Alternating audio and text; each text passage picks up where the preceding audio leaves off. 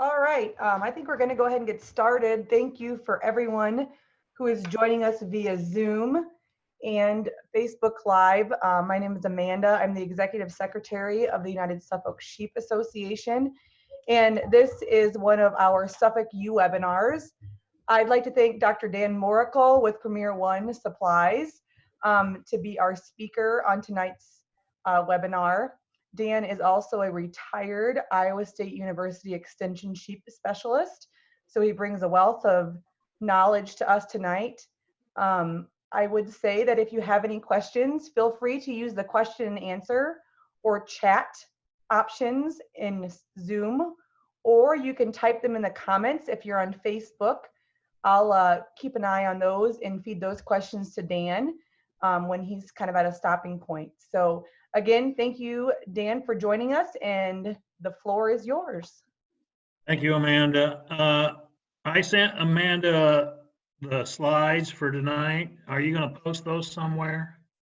Yes, the slides will be posted along with the archived webinar. I'll get that tomorrow morning. They'll go up. Okay, so don't feel like you have to write lots of stuff down as we go. I tend to talk really fast.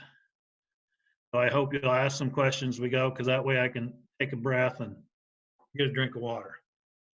Okay, so I work for Premier One Sheep Supplies out of Southeast Iowa. They own a large warehouse,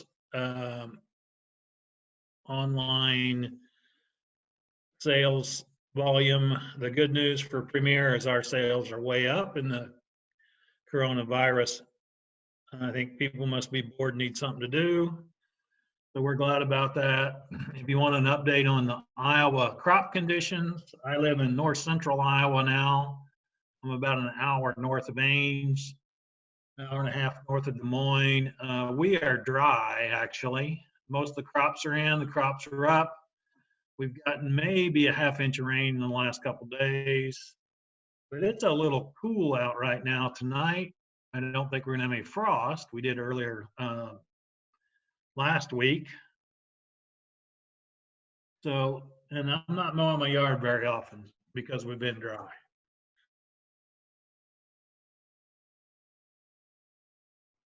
So if we think about my credentials, I was born in Indiana.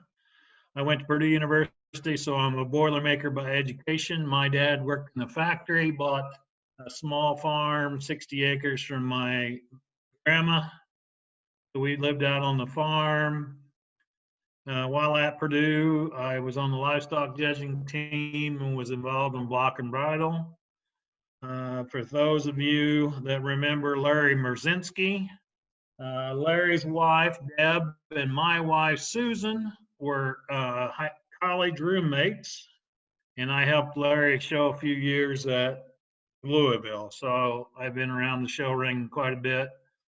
I went to graduate school at New Mexico State University in Las Cruces. For those of you that are geographically challenged and aren't aware of that, that would be straight north of the very west tip of Texas, about 50 miles. That's desert country, 8 inches of rain there a year on average in that southern New Mexico environment. I was hired at Iowa State University to be their sheep extension specialist in 1984. I spent 33 years doing that. Currently, I'm working for Premier, as I said. While I was at Iowa State, I authored probably 30 to 50 fact sheets, journal articles, and developed the National Sheep Improvement Program, and also developed a software ration balancing program called Sheep Brands. Brand stands for beef ration and nutrition decision software. So it's the sheep version that we developed out of the Beef Center at Iowa State University. What I'm going to cover tonight with you are critical nutrients. I've got example rations I put together. I'm going to talk a little bit about alternative feeds and a little bit about management tips on using rams. And there, in all reality, there is nothing special. There's no secrets. If we've got the ewes in good body condition, don't change them too much. Don't change the rations too radically. The rams are fertile and ready to go to work. We should have a good breeding season and everything should work out. I forgot to put the slide in, but goals I think we should hope to accomplish during breeding season. I'd hope we could get 95% of our ewes bred on our mature ewes. If you do breed ewe lambs, I want to get 80% of those bred at least as the goal. I want about 80% of the ewes, mature ewes, to breed on the first cycle. I'd like for all of them to breed on the first cycle because I really don't like lambing ewes. Well, I do, but after 3 weeks, I'm ready to be done because I have not very good patience. And then the ewe lambs, we need to get at least 70% of them bred on the first cycle. So that's kind of where we need to be in terms of getting them bred. Part of that, how successful you will be, depends on when you start breeding. I've noticed on Facebook, there's people putting rams in now, maybe even last month to get falls born lambs. So we wouldn't expect those high conception rates this time of year with breeding compared to normal breeding season. So when we think about nutrients, we got energy, protein, vitamin E is the most important vitamin we need to worry about. And then in terms of minerals, I'm going to spend time both on selenium and zinc tonight because they're both involved with reproduction. And generally, when we look at feedstuffs throughout the United States, zinc is the most common mineral deficiency we have. Copper is a close second, at least for beef cattle. And then selenium would be third. For sheep, it would be selenium would be most commonly probably deficient. And then iodine would be the third micromineral that we worry about. However, iodine is not that involved with reproduction, so that doesn't really get talked about in tonight's presentation. As we think about breeding season, we're thinking about flushing these ewes, and by that terminology, basically we're trying to improve their nutrition. We want them to increase in body condition. And as this slide indicates, as we go from a 2.5 body condition score to 3.5, we can expect to move the drop rate from 120% up to around 180. So about 60% or 0.6 of a lamb per ewe, and just increasing one body condition score. And so as we know, the more lambs we get born, the more money we can make. Now, if we think about condition score, I've got this really old picture from probably 25 years ago. These are used during lactation. Me, the ewe on my left, the far left, would be a condition score 1. You can see her hip bone sticking up. She doesn't have much of an udder on her. She's milked pretty well down. Her front shoulders are very prominent. There's no fill from behind her shoulders. The ewe in the middle, I give her a condition score 2.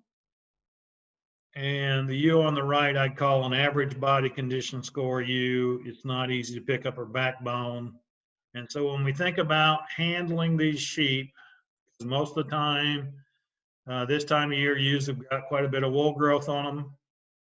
We need to get our hands on them. We need to put our fingertips together when we palpate the spine. If you can look out in that group of ewes and you can see the backbone sticking up and the hips moving, as they're walking around, they're really thin. They'd be in that number 1 first use condition. So if you would make a fist out of your hand and rub the first knuckles on your hand and how prominent they are, that would be a ewe to me that is thin and doesn't have much covering. Whereas if I stick my hand out straight and then palpate those knuckles, they still are there, but they've got more covering over them. That's the kind of condition I would say would it ewe that's in average body condition, and she's got some fat on her. As we move up on body condition score on ewes that are 4s, they'll start filling out through the behind the shoulders. They might have a little touch of tailhead fat. They got a big wide square loin on them. It's hard to pick up the transverse processes on the loin edge, those little nodules that stick out there. And it's hard to pick up the backbone on those ewes with light pressure. Now, if you push hard enough, you can feel the backbone on anything, but we're talking about light pressure when we're palpating them for body condition. In reality, we want the ewes, I think, going into breeding season at 2.5 to a 3 and move them up to 3.5 by the end of breeding season. We think about flushing for about 2 weeks, and then 17 days, that first cycle, have those ewes on high feed as well, or higher feed. So we're literally looking at flushing them for about 30 days. Overfeeding energy during that time period, if we feed too much grain and some of the rations I've got, you're going to say I'm crazy, but I'm just telling you what the computer says those ewes need. But if we feed too much grain, over 1.5 pounds, we can get into some subclinical acidosis. This can impact early embryo survival and implantation, and we lose some embryos that way. Basically, and this is even more likely to be a problem on feeds that are highly processed. So if we think about pig feed, which Iowa's got plenty of places to get feed, make feed for pigs. It's very small particle size, lots of surface area. It ferments very rapidly in the rumen. As it ferments, the bacteria go to work on it. We get volatile fatty acids formed. Those fatty acids drop the rumen pH, and we have a drop in that rumen at pH, and then we can get into subclinical and even clinical acidosis. Generally, if we got to feed more than 1.5 pounds of grain, I would split it into 2 feedings per day. Just because I would recommend that doesn't mean it always happens. My son feeds once a day because he knows he can get that done right. Whereas feeding twice a day, they weren't real regular on their feeding schedule. He has 100 clubland ewes, 3 kids, 14-year-old daughter, 11 and 9-year-old boys. He teaches an hour away. His wife's a full-time teacher as well. And his kids play in every sport there is, along with showing lambs all summer. So they're a busy family, and he only feeds once a day. The ewes tend to be on unlimited hay feeding, so we dilute out the potential acidosis with lots of extra hay. The other way, if we could feed a TMR total mixed ration and put the grain in, then they can't just sort the grain out and eat it and gorge on it all at once. That'll help us as well in terms of trying to prevent that acidosis. Secondly, as sheep get accustomed to more grain in their ration, they tend to be able to handle it better. Normally, they chew a lot. When they chew a lot, that saliva's got a buffer in it that goes into the rumen. That saliva buffer then helps keep the pH up, keep the rumen healthy. So when we think about breeding season and reproduction in sheep, it's a lowly heritable traits. Lambs born is 0.1 or 10% heritable. Lambs weaned is 10% heritable. And pounds weaned per ewe is about 15% heritable. So management can move our drop rate up 10 to 15%. And lambs born per ewe is obviously our first step for high revenues in our operation. Because the more lambs we have to spread our fixed cost over, the more likely we are to make money. Okay, here's one of the first rations. I've got alfalfa hay. It's 130 relative feed value, so decent alfalfa hay. A 100-pound ewe would need 2.5 pounds of alfalfa hay, 1 pound of cracked corn, I put in 1/100th of a pound of trace mineral salt from Premier and 2/1000ths of a pound of our AD&E. That 100-pound ewe would be expected to gain 0.15 pounds per day. So in a 30-day window, she would gain not quite a half a condition score. So when we think about condition score changes, remember we had the first graph where they went from a 2.5 to 3.5 condition score.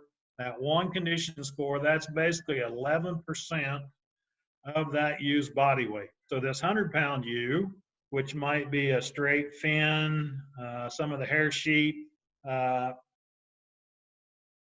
she's got to gain 0.4 pounds a day in 30 days to get that 11% body weight gain. That ration for that ewe, according to my computer spreadsheet, is 90% of her maximum intake. And generally, I do not full feed ewes except lactation.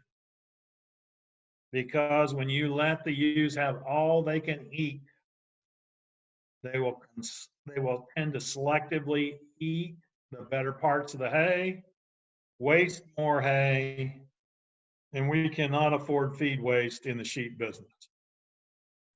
So as we move up on ewe weights to 150 pounds, we kick the hay up, left the corn the same, basically the same level of salt and mineral, or salt and vitamins. Gain kick 0.15, and she gains 3,500ths of a condition score. Go up to a 200-pound ewe, 4 pounds of hay, 1.5 pounds cracked corn. I bumped the AD&E up a little bit on that bigger ewe. Again, she's only gaining 0.23 pounds and only gaining a condition score a little over a quarter in that 30 days. Because she's bigger, a 200-pound ewe needs to gain 22 pounds. 22 pounds in 30 days, she needs to gain 0.66 pounds a day. I think we don't want our ewes that thin to start with. And then obviously as we move to a 250-pound ewe, 5 pounds of hay, 1.5 pounds of corn, that ewe is only gaining 0.25 pounds a day, and she's eating about 75% of her intake, of her potential intake. So we could give her more hay. We could give her more corn. Right now, corn is way cheaper than hay. At least in Iowa, our hay costs are running right at $200 a ton. Our shelled corn price, our corn price at the elevator, marking it up 25 cents a bushel for the out cost is $111 a ton today. So again, this is maybe what we might typically feed our ewes to flush them. Pound of corn, 1.5 pounds of corn. Because we're using alfalfa hay in this situation, they don't need any protein supplementation. Dan, can you comment on why you have cracked corn in that ration versus whole corn? Can you talk about that just for Good question. Okay, I cracked the corn because I'm going to mix in the trace mineral salt and the AD&E in with the grain and feed it all together, right? And I'm going to force feed it rather than free choice the trace mineral salt and the vitamin pack. Now you can do it either way. You could put AD&E in with the trace mineral salt, free choice it. Ideally, if we can force feed it in the grain mix, we get more uniform intake from day to day and ewe to ewe. And that's a really good question, because normally we would not need to crack the corn if we weren't adding anything to it.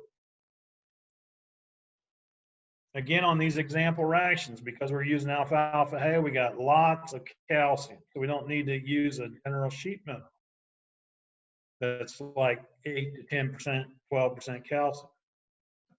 We're feeding grain, which has phosphorus in it. There's decent levels of phosphorus in alfalfa hay, so we don't need to add phosphorus to this ration. Now, when we think about ewe weights, when do you get that weight on that ewe to know where to start? And generally, when we talk about ewe weights, it's ahead of breeding season and used in normal body condition. So a condition score 3 ewe before she gets pregnant, because once she gets pregnant, she starts accumulating fluids, fetal weight, so she'll weigh more. That 200-pound ewe in September, when we put her in with the rams, when we run her across the scale after shearing in December, in late gestation, she might weigh 250 to 260, but a lot of that is uterine fluids and fetal weight. It's not that she's gained her own body weight that much. So we use that open weight ahead of breeding season as our starting point. And obviously there might be ewes that weigh 300 pounds. I just had a person talk to me today about a yearling ram that weighed 375. So if we got yearling rams weighing 375, I think we got mature ewes weighing 300. We can just kick the hay up even more. Maybe need to kick the grain up more on those ewes to meet that requirement. Normally we would say it takes about 20% or 10% for every 25 pounds, 10% more feed for every 25 pounds that ewes increase in body weight. Okay, this next slide is the same rations basically, except we went from gaining a little over a quarter of a condition score to a half a condition score. So we're trying to push them a little harder, push them a little more, move them from, say, a 2.5 to a 3 or 3 to 3.5. Again, alfalfa hay, I left the hay levels the same. Pick the cracked corn up, minerals are the same, gains jump up, and intakes jump up. These ewes now are, instead of being at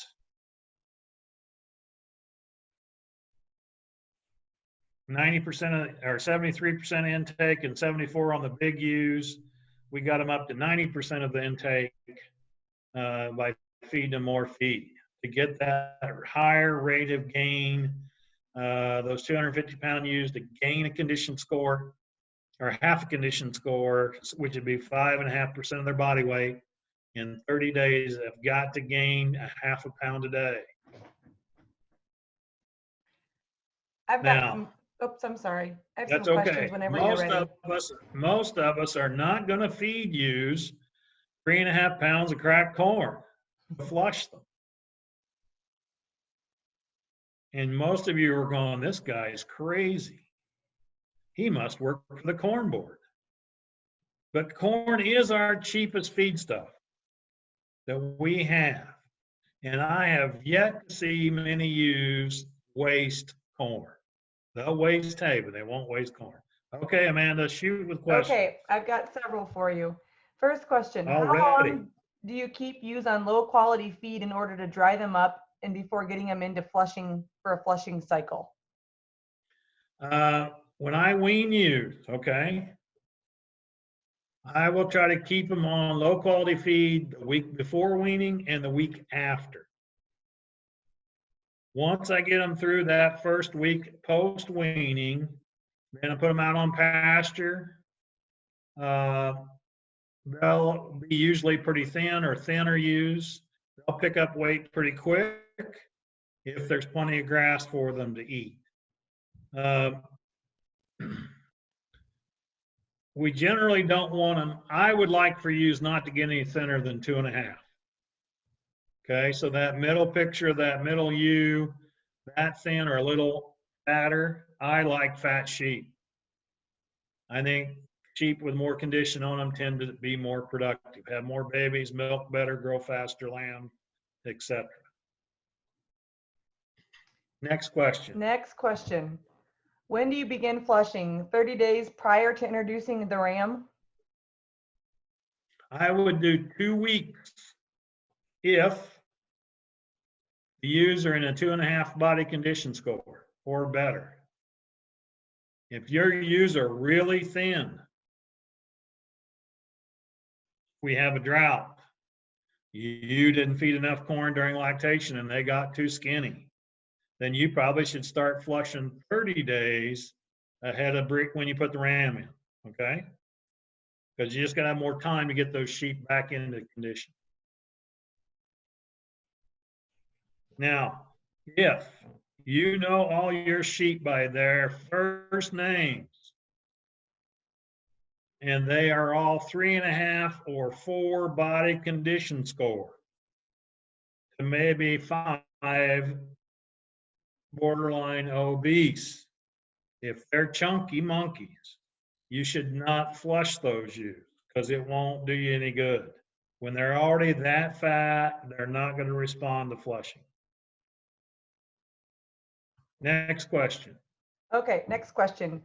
What do you substitute if your hay is more grass hay than alfalfa?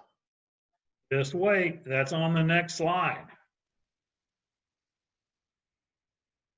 Next question. We're caught up. Thank you. Awesome. We didn't have that many. Okay, mixed grass hay now. First cutting, about 8-9% crude protein. Again, back similar to what we had before, but we're feeding soybean meal with this ration to get more protein into them. Getting the protein content of the whole ration up around 11% crude protein. You'll notice that we're feeding a little more feed here. We got them at 93, 92% of their maximum intake.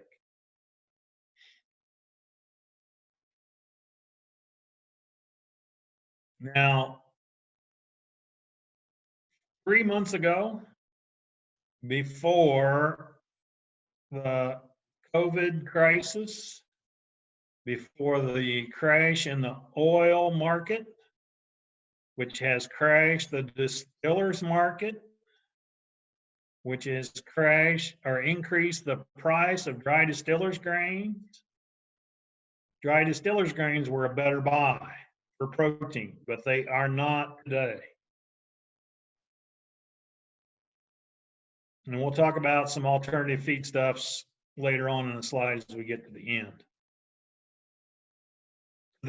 And when you feed grass hay, especially if it's first cutting mature, it's lower in protein, you got to supplement protein. If it's second cutting grass hay,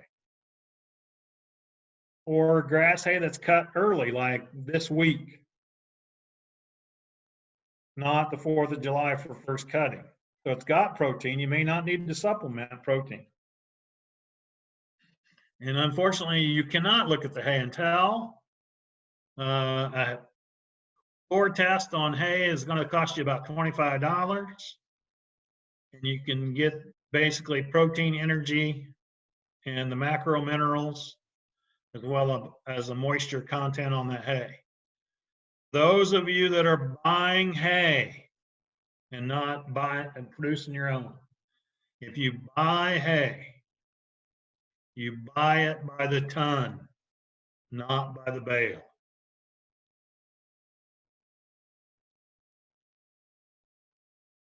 You'll get a better buy on your hay. Okay, the last set of rations we have here are cool season pasture. If those ewes are eating 20 pounds of fresh grass a day, and they only need a ½ pound of corn. So we get more intake, there's more power in that grass. If it's high quality grass, we don't need to grain ewes out on pasture as much as we do ewes in dry lot. Now, if it is mature, headed out, rank stuff, then we probably need to feed more corn and more protein because it's not that good a quality. But if it's vegetative, 6 to 8 inches tall, there's lots of it out there. You've got 4 to 5 ewes per acre as your stocking rate. They can get full easily. Don't have to work very hard. You don't need much corn to flush those ewes. The other thing you'll notice on this slide is I took out the A, D, and E. Green grass has lots of vitamin A. Green grass has lots of vitamin E. So standing green forage, we don't need to worry about supplementing A and E. And if we have green forage out there in the pasture, that means we had sunshine to produce that forage. And sunshine hitting the sheep produces vitamin D, and they get enough vitamin D production, so we don't need to worry about it either. When I think about A, D, and E, or A and E supplementation, I only worry about it in dry lot situations.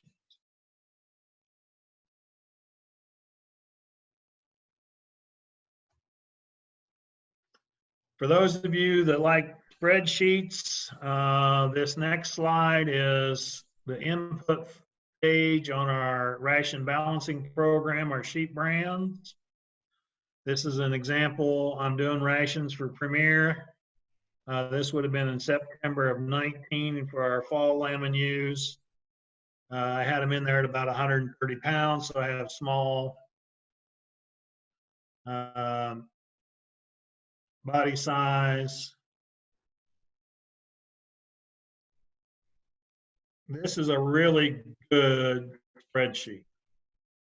We have two versions. This is the professional version. It costs you $450. But we have the basic model, which is $100.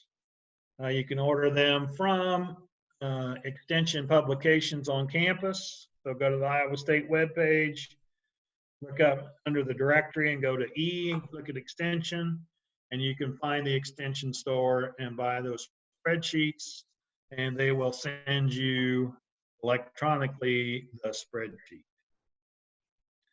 One of the reasons I really like this, we can set weights on the ewes.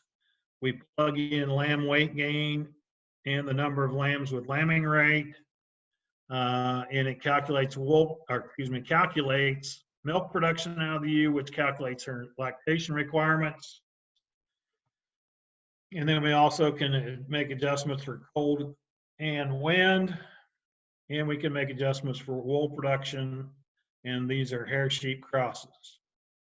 So here's an example as we, went one too far. Here's what the ration composition page looks like. In this case, we're feeding a alpha brome hay at 50% of the ration, soy hulls, distillers, cracked corn, and then putting lots of other stuff in to get things done. Feed cost per head per day in this ration at that time was 41 cents per ewe. You can see over here on the right how much we thought they could eat, and we're overfeeding them a little bit. We're over on requirements for energy. We're predicting these ewes in late gestation to gain about 1/10 of a pound a day. And that's their body weight gain, not fetal weight gain. Okay, so we've got enough energy into the sheep now with flushing. We think about protein.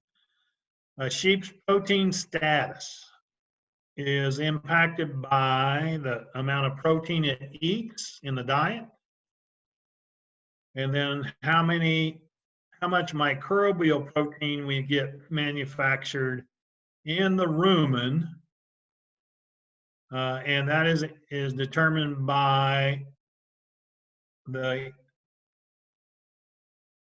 amount of energy that the rumen gets. As we put more energy in, we get more TDN into the diet, and we get about a 1.13 pounds of microbial protein for every pound of TDN we feed that ewe. So if we think about a ewe in maintenance is going to need about 1.5 to 2 pounds of TDN a day. Microbes are producing about 0.26, about 1/4 of a pound of protein in the rumen. Basically taking nitrogen that's in the diet and converting it into microbial protein.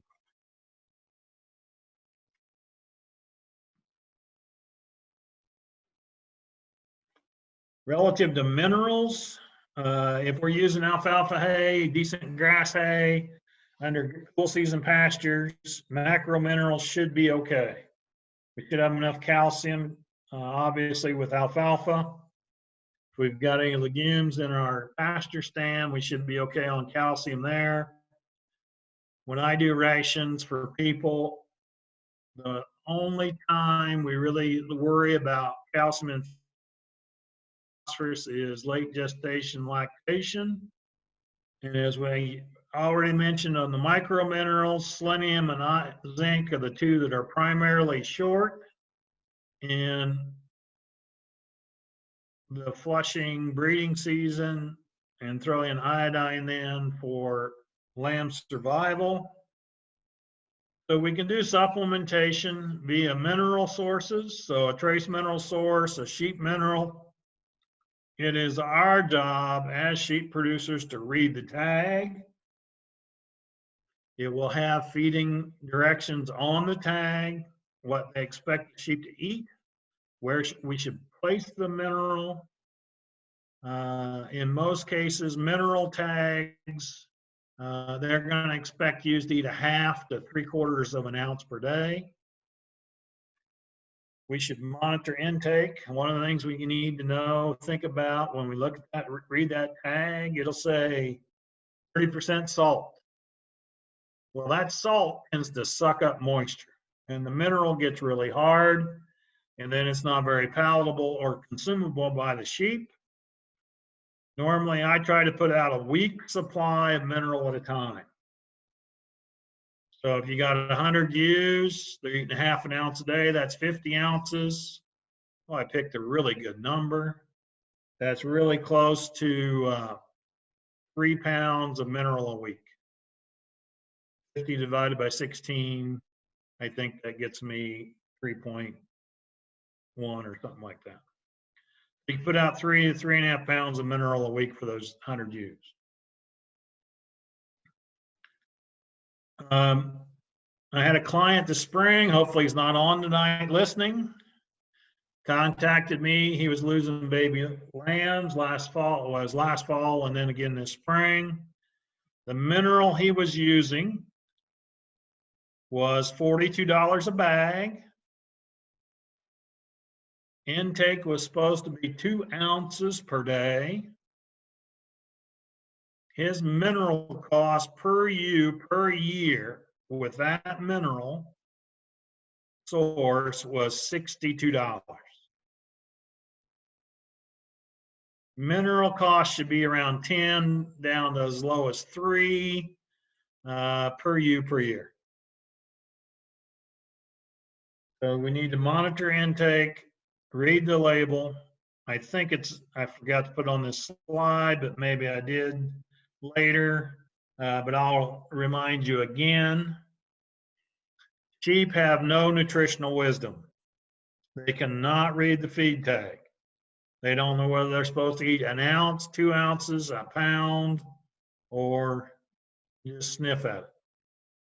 Why sheep bounce around on mineral intake, I have no clue. Why we have variation from sheep to sheep, I have no clue. That's why I like in the ration rather than letting them self-feed on. Free choice in it. But here is our commercial for the day. So I don't charge Amanda for my talk tonight. We have 2 new products that I developed for Premier Sheep Supply as we bought out the Pipestone Sheep Supply Company. We took over these additional products. I developed the Sheep Trace Mineral Premix as an improvement on Dr. Kennedy's selenium iodine premix. So it's a trace mineral pack, 5 pounds that we would mix with 50 pounds of salt.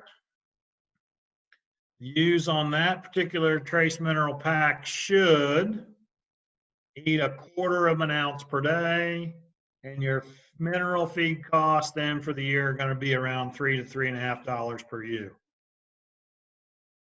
The 2 things that I did on this particular trace mineral pack is it has really high levels of zinc and iodine. Both of them are critical for hoof health. And so I'm hearing back from clients now after they've used it for a year that hooves are better, less cracking, more hoof integrity, stronger hooves when they're trimming feet, and less problems. It has the maximum level of selenium in it that we can feed per ewe per day. And then our AD&E premix has got 2 million units of A, 200,000 units of D, and 60,000 units of E per pound. And so we would need to add 1 pound to land finishing ration. We can add 2 pounds to a trace or mineral and free choice it, get AD&E in that way. You know, if you're not feeding any grain ever, you can mix it in with the mineral and free choice it that way so you can get AD&E in the ewes during the winter months when they're not on green grass.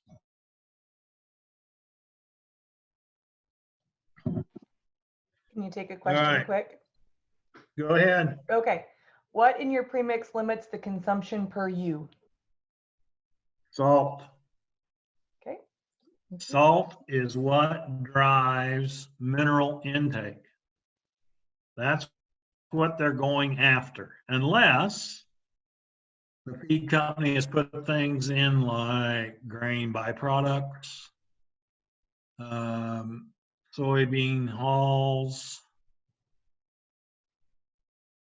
etc., that try to, and even flavoring agents, because most of the minerals are not very tasty, so they don't like to eat them. But salt's what drives consumption. So when we do that mix, that would be a diet, that trace mineral mix then would be about 90% salt. And that's why we expect them to eat 1/4 of an ounce per head per day. Any other question? That's it. The other ones I have are more on alternative feeds. So I'm going to let you cover that first to see if you talk about them. All right, we'll save those till we get to that slide. Thank you. So when we think about the mineral status of the diet, we got the base ration. There are minerals in hay. There's minerals in grass. There's minerals in our grains. The next thing that's important is the intake of the mineral itself. And then the concentration of minerals in the mineral source.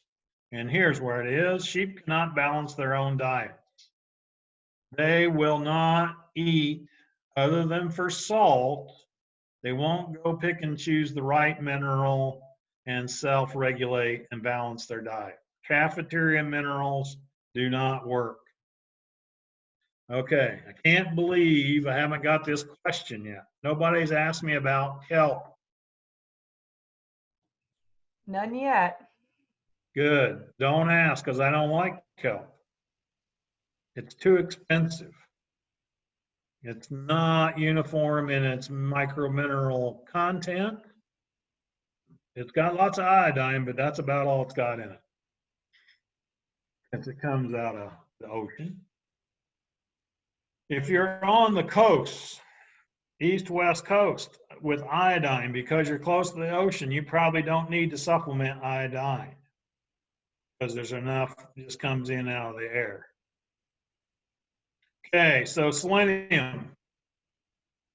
Our base ration, our base feedstuffs, 0.15 parts per million. That's the same as 0.15 milligrams per kilogram.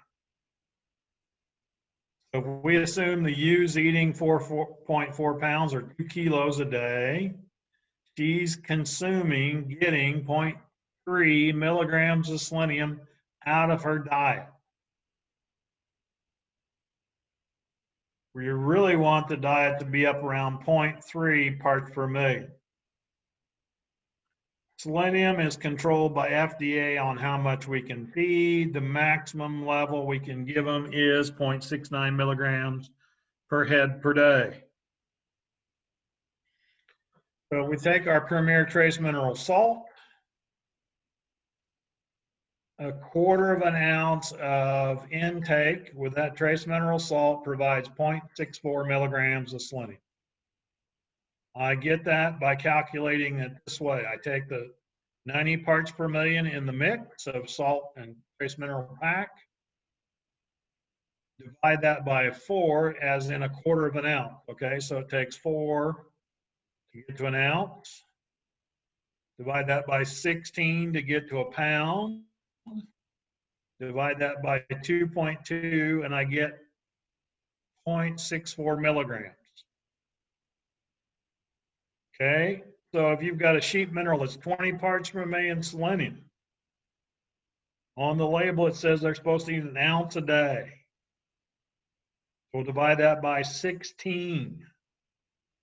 Then we divide it by 2.2 to go from pounds to kilograms, because we're at parts per million, milligrams per kilogram. 20 parts per million selenium mineral would provide 0.56. So that's not bad. Okay.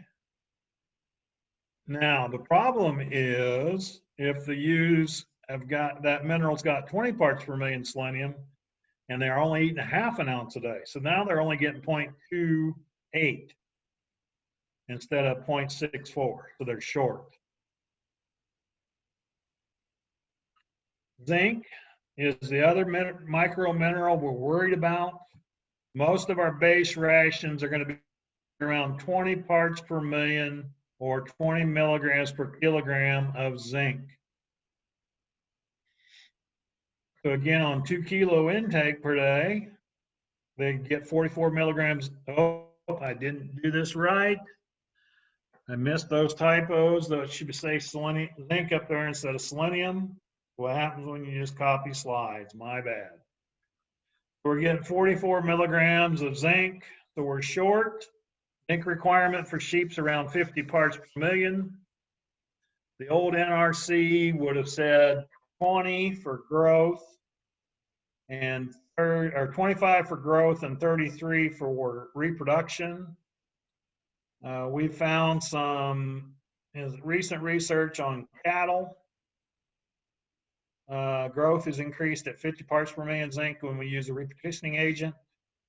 There's some other research that shows that if we get zinc intake up to 100 milligrams per head per day, or 100 milligrams in the ration, we can help with foot health problems. So again, if we need to supplement to get that 110 milligrams back to eating an ounce per day of mineral, so we divide by 16, and multiply by 16. Multiply by 2.2, we get 3,800 parts per million in the sheet mineral as our zinc level. Premier's is up around 6,000. So we have a really high zinc level in our trace mineral salt. And I know all of you are going, I don't want to do math. Just tell me what to feed. Here's an example on a sheet mineral out of Kansas. It's low and it's got 7% calcium, 5% phosphorus, so typical mineral. 45% salt, so I would expect the U's to eat 1/2 ounce per day of that stuff. Okay, on sulfur and magnesium, it's zinc at 150 parts per million. Remember, I just calculated that we needed 3,800, so it's way short on zinc. Iodine's okay at 125 parts per million. Cobalt's okay. Selenium is at 10 parts per million, so it's way, way, way short. It's only going to provide a little over 3/10 of a milligram per head per day. This ration doesn't need the calcium if we're feeding legumes or have alfalfa hay. If we're using corn and distillers, we've got enough phosphorus. And the high salt levels are going to lower intake, so we may be not getting enough intake to meet our needs. So some management tips for breeding season success. We need to get those stud rams sheared. in the next 2 weeks, and I would have maybe liked to share May 1, get them shared ahead of breeding. So they're short fleece, so they stay cool during breeding season. We can monitor body condition on them better. I like getting them sheared late April, May before the fly season starts. I would breed ewe lambs separate from mature ewes if you're going to breed them. The reason we need to do that is they don't compete at the feed bunk. Therefore, they won't keep growing and they'll tend to shut down reproductively, and they will not ovulate as many and not have as many twins. I'm going to jump in with some questions on minerals quick. Okay, let's go. Okay, first question. What is the proper way to mix a small packet of TM to a large amount of salt? Okay, there is a video of Dr. Morikel on the Premier webpage somewhere. Shows me doing that. Get a piece of plywood. And basically with a sand shovel, those square edge shovels, you can just mix it up by hand. You can get it mixed good enough that way. The other thing is put the mineral and salt in a portable concrete mixer, those little concrete mixers, and mix it up that way. It mixes really easy. All right. Ready for another one? Sure. Elaborate more on the research around zinc and foot rot. I found a citation from Dr. Steve Umberger at Virginia Tech that indicated if we got a half a gram of zinc sulfate into the ewes, it helped with healing foot rot.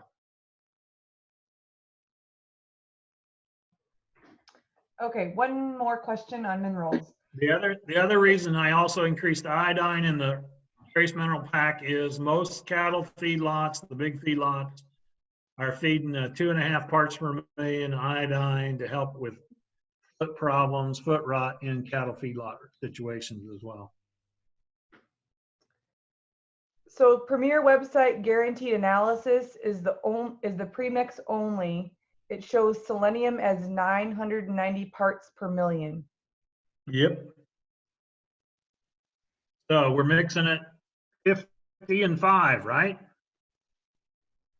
That's 10%, 90%. So if you just move the decimal point on the guaranteed analysis over 1, you get what the mix will be. So instead of 990, you get 99.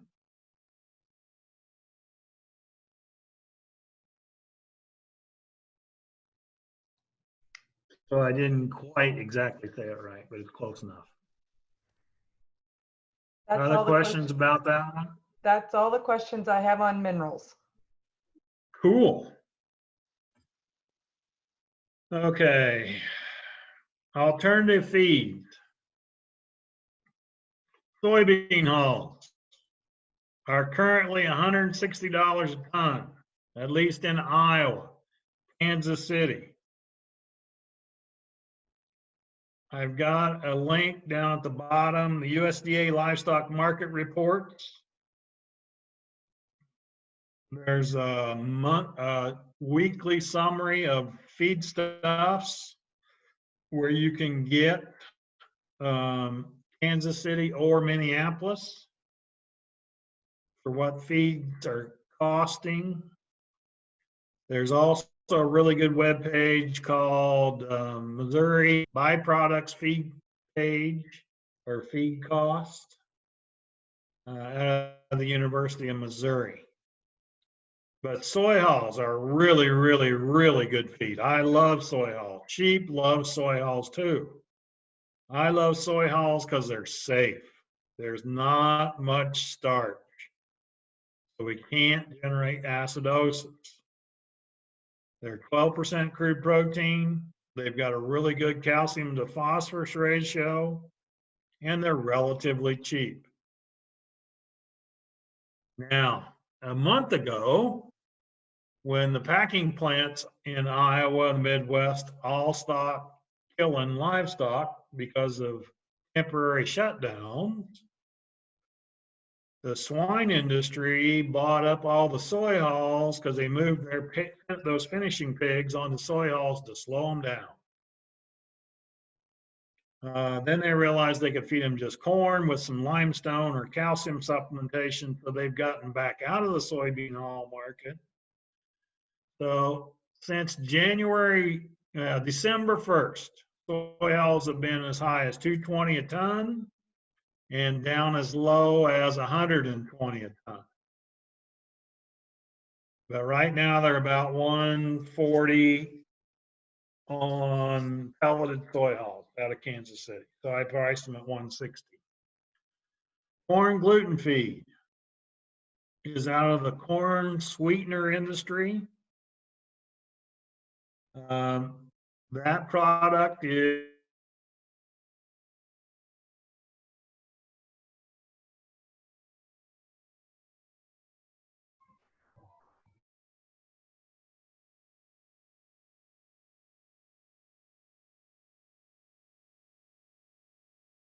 and it's overpriced at 18% crude protein, 72% TDN. So it's one of the lowest energy byproduct prices. The dry distillers grains are right now at about 150 a ton. When the ethanol shut down initially with the high oil prices, distillers jumped to 200 a ton because there was limited supply. The price of ethanol has picked up just a little bit because the price of gas has went up. We went from about 130 back up to 175 here in Iowa. That helps out the ethanol market. I own a few shares of ethanol. Our particular plant in Iowa sells CO2 to both Ames and Des Moines Waterworks plants. They are paying extra for that CO2 so we can afford to run. So we did shut down temporarily, but we're back up and running. And then corn. Basically the same dry matter, same energy level as the other byproducts, lower in protein, screwed up calcium phosphorus ratio, but it's cheap at $110 a ton. So when we think about alternative feeds, nothing's priced right anymore. Normally we would expect soy hulls, distillers to be closer to corn price than they are. And I don't have a crystal ball, but with 3.3 billion bushels of corn carryover, at least with Iowa's early planting season, we're going to grow a big corn crop. It looks like to me, I think corn's going to stay pretty cheap.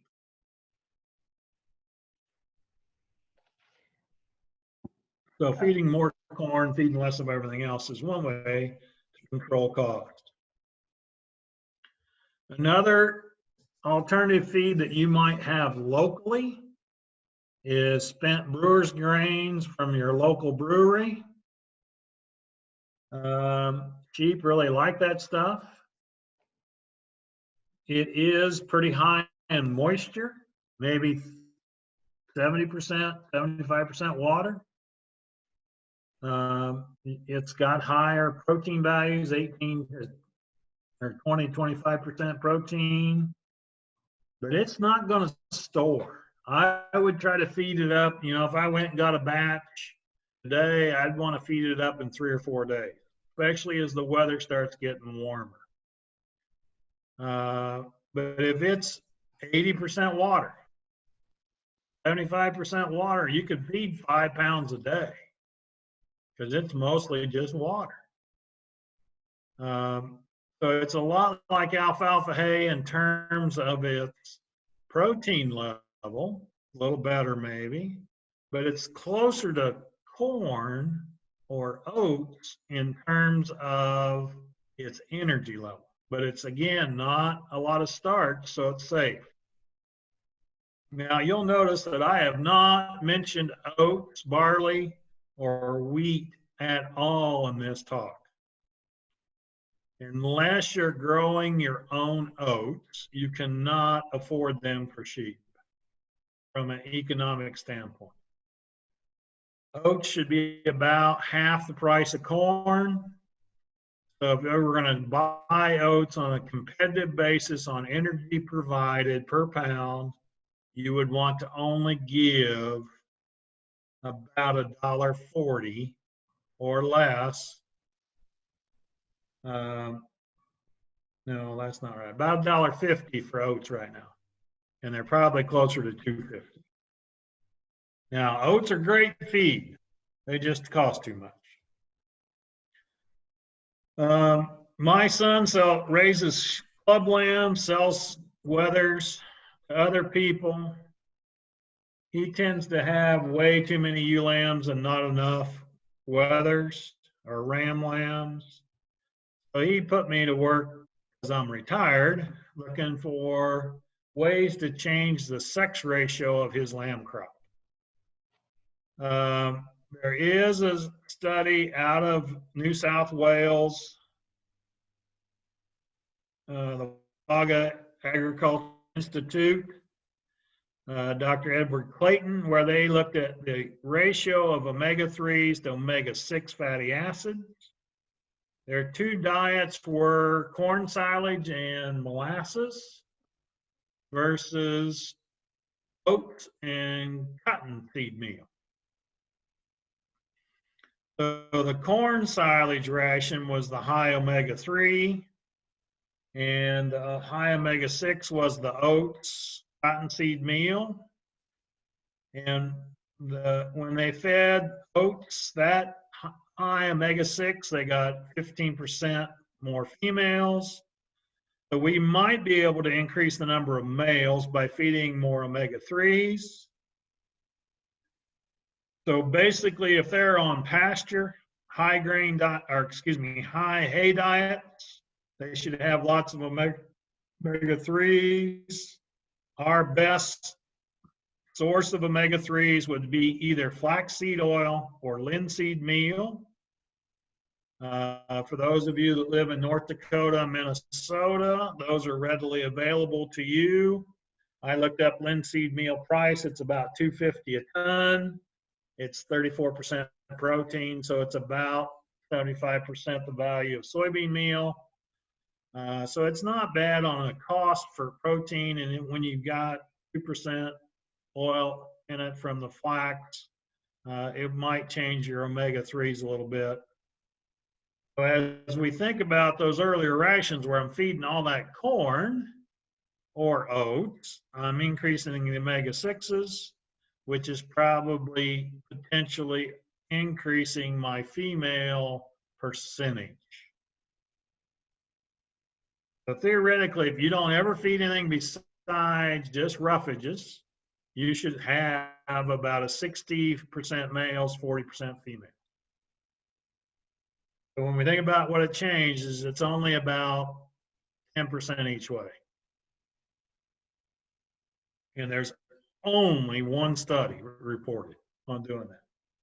Now, they did it 3 or 4 times. They had like 150 ewes on each treatment.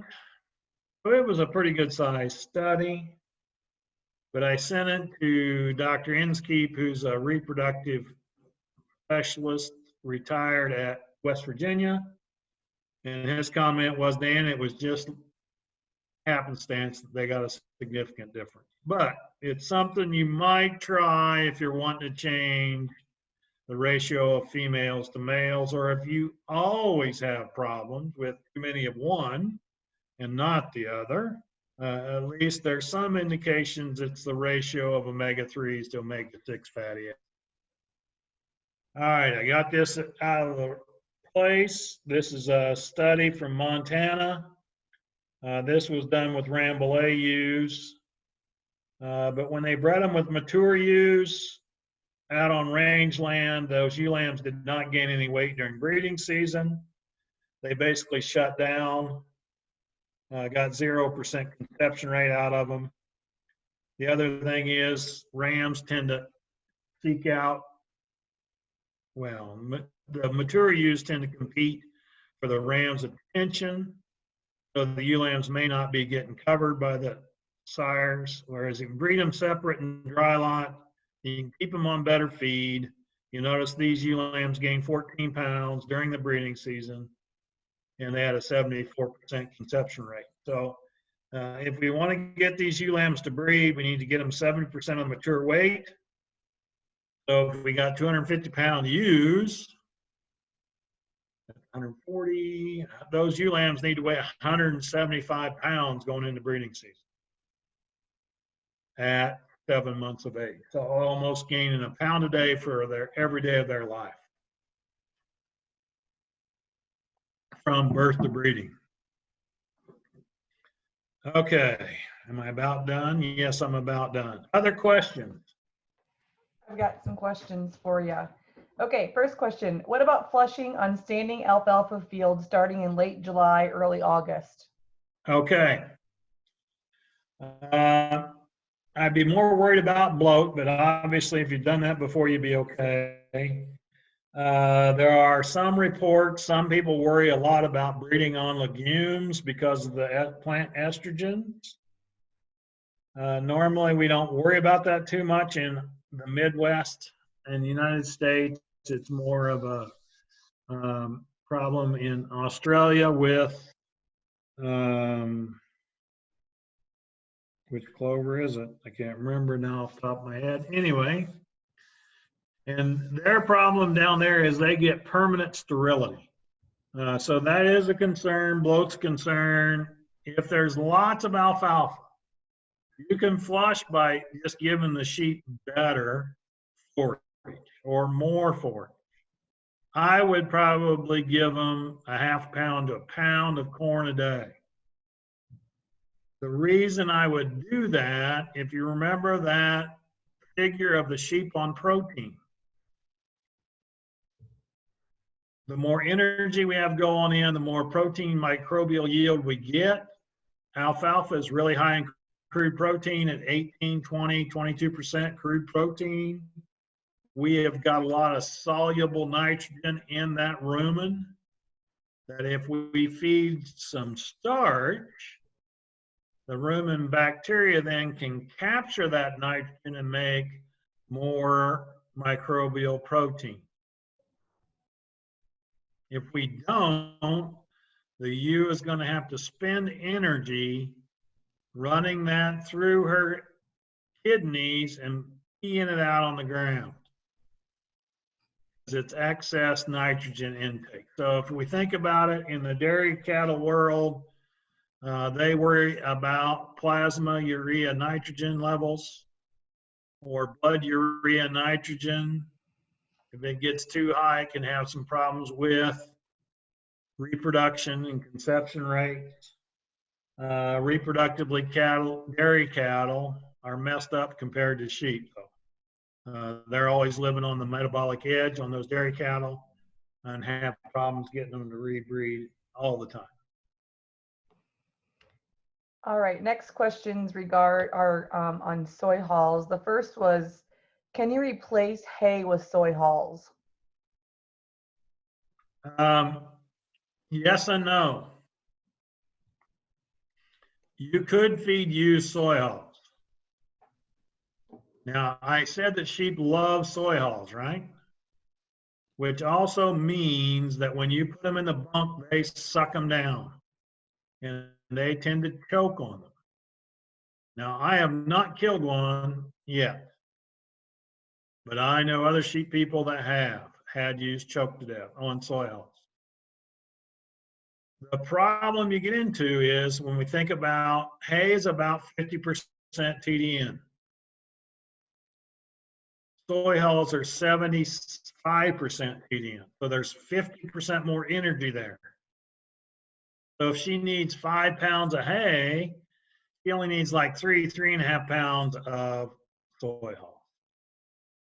when you limit their intake, 3.5 pounds, then they really gorge, really suck them down, choke worse, and they're not real happy. They're empty.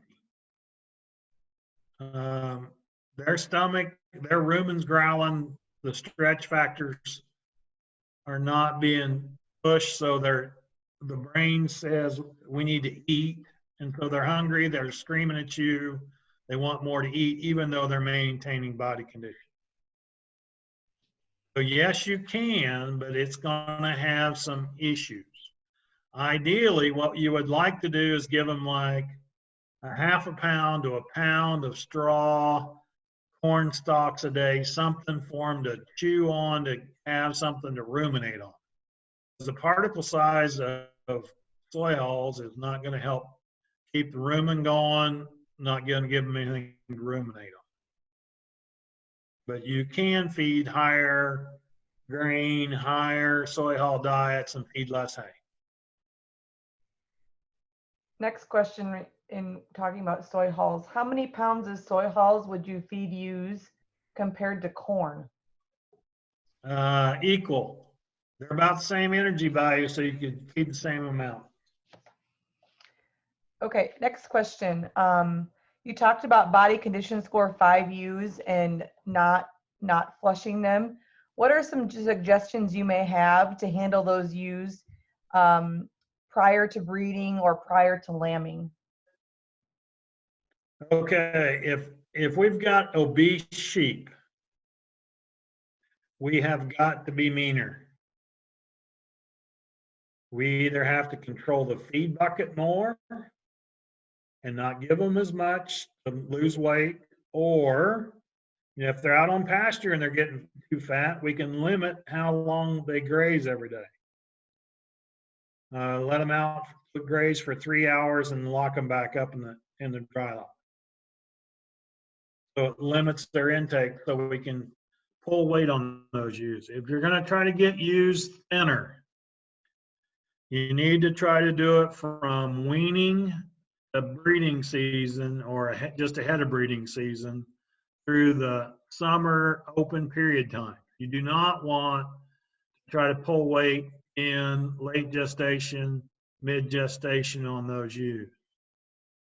Now, if you've got a bunch of really fat ewes come lambing time, you get the shear in and they shears them off a month ahead of lambing and they're obese, you're probably going to have more problems with vaginal prolapses. So you might limit hay. Instead of giving them 5 pounds, give them 4, maybe even 3, and cut back on grain. Maybe, depending on how cold it is, cut the grain down by maybe 20, 30%. You don't want to push them too far. All right, next question. What suggestions do you have about breeding ewe lambs coming off a show season and that have been being fed show feeds? Okay, so we got ewes that are ewe lambs, show sheep, whether they're ewe lambs or yearlings, right? They're going to be getting fed pretty hard because you want them in good shape. To maybe fat. So those ewes are going to lose a little weight once you pull them off that show feed, that hard show feed. Okay, so depending on when you quit showing and relative to when you start breeding, you may not have time. State fairs are in August, Louisville's in November. Now, if you're just taking them to the county fair in early July, then you could bring them back home, switch them over to a little bit of corn, let them lose a little flesh, not pull them real bad, but let them thin down a little bit, and then breed them there in August or September. All right, next question.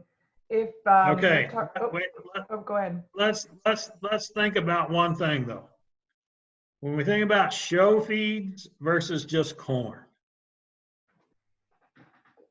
the biggest difference between show feeds and corn is show feeds might have more fat, and they definitely have more protein. Protein grows frame and muscle. It doesn't necessarily put fat on show sheep.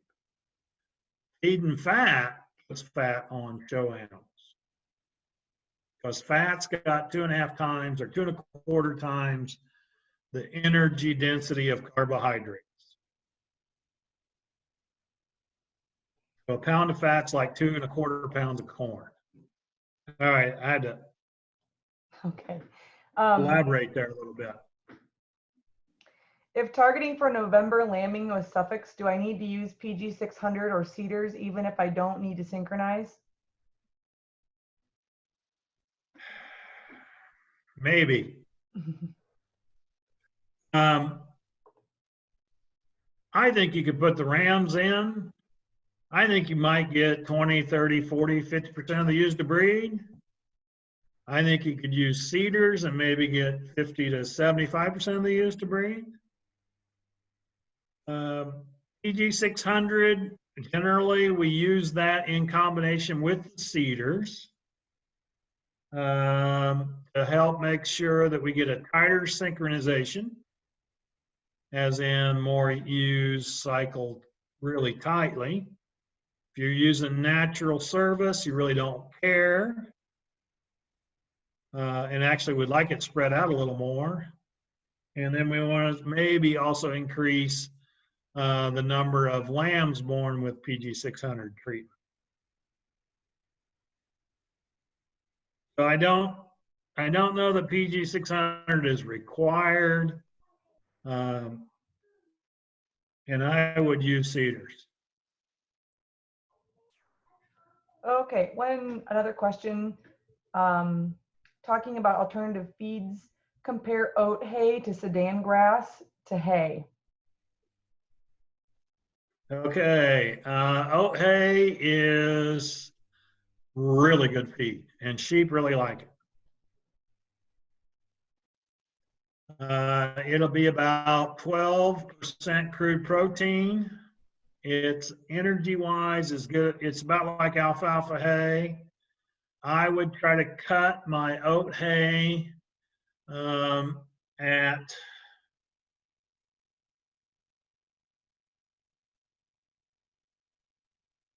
early boot, mid boot. I don't want much of the stalk turning the straw at the bottom. Okay. Then it's got more protein content and it's higher energy because we haven't had the lignification of the stem or the straw. Now, it won't be as energy dense from an oat standpoint. So if you want yield, if it's most important to get yield, cut it a little later. Now, the one thing I will, if you've never had oat hay before, we had it from Set Aside Acres back in the late 80s, early 90s. Sheep did really good on it, but the rats also really loved it. And we had a real rat problem in our barn from the oat hay. But that's the only negative on it. Sorghum Sudan is a much taller plant. It's got more fiber in it. It's going to be hard to get dry. You're going to have more feeding waste with it because they're not going to generally eat the stems very well. If you could tub grind it, process it, it'd be better for your feeding waste. It is going to be around 8% protein off the top of my head, and maybe a little lower in energy than oat hay or alfalfa hay. Again, though, all of the hays, any of the hays, it depends on the maturity at which we cut it relative to the energy density of the hay. So if we could cut hay today, it would be much more energy dense than if we cut hay in 3 weeks. got less fiber, less lignin. But if we cut hay today, we might only get 1.5 tons per acre, whereas if we cut it in 3 weeks, we might get 3 tons per acre. So you got to weigh quality versus quantity. And you have a fixed cost for mowing, baling, etc. We tend to let it get too mature, trying to get higher yields on the hay. Any more questions? I don't have any other questions. Maybe we'll wait about a minute or so to see if anybody jumps in with any questions. They all didn't leave, but a few of them dropped off. We have a couple of them that left, but we did pretty good.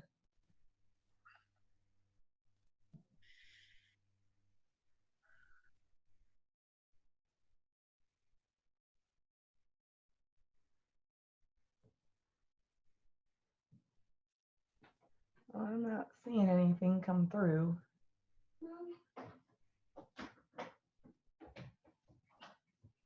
All right, thanks, I Amanda. think we'll call it a wrap. Hey, thanks so much for everybody for joining us. Thank you, Dan, for spending your evening with us. We appreciate it. For anybody who joined late or would like to watch this again, it's going to be archived on the Suffolk Association's website. That's suffolks.org.